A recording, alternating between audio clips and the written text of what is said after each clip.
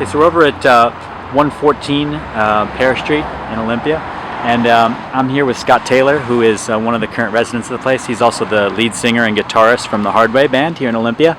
And Scott's graciously allowed us to take a little look at an apartment that Kurt lived in for a couple years, actually one of his most creative periods of his career. First he lived in this apartment here, which is apartment 2, kind of in the front for a brief period of time. And then he gravitated to this back apartment over here when it opened up. It's a little bit bigger. This number 2 is a studio, and Scott's apartment that he lives in now back here is a 1-bedroom, so it had a little bit more space. Kurt lived here with a woman named Tracy Marander, who was his girlfriend, and she was pretty much supporting him back in those days. You see, obviously Scott's a musician. He's got a John Lennon postcard here, as you can see.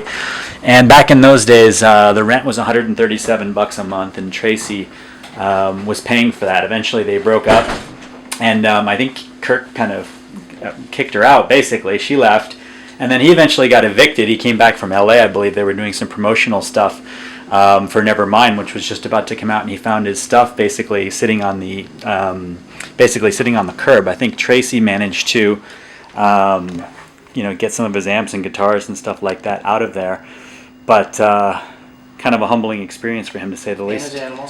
And his animals and whatnot. But basically, he ended up losing some of his stuff. But I just want to focus in on a couple little things here. We've got a cool Kurt Cobain poster here. That picture was taken right outside this window. It was taken right outside this window, this one? That's cool. And then there's one other thing I want to show you guys here is a photo of Nirvana playing at Evergreen State College, which is right near here, in January of 1991. It's a Nirvana Gulf War protest concert. Is that right? Mm-hmm. And can we show this other area? Or? Yeah, you can see it here. Okay. And so this is the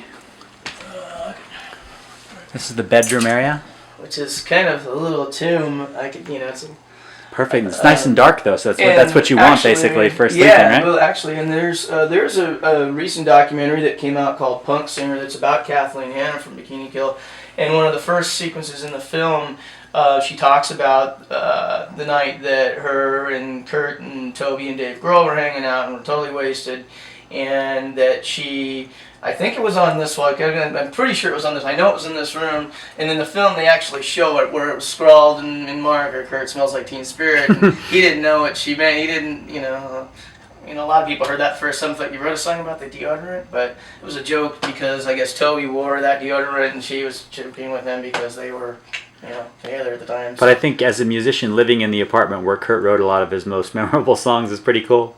Yeah, it's a trip, man. It's kind of like, when people walk, by here and they'll kind of take a gander or whatever, it reminds me of the first time that I ever went to New York, which was about 1989, and I had to go to the Dakota building, where John Lennon lived and died, and of course I have my pictures taken standing in the archway there and all that, so I think it must be like that for people, but it's just kind of weird actually to be in there, yeah, for sure.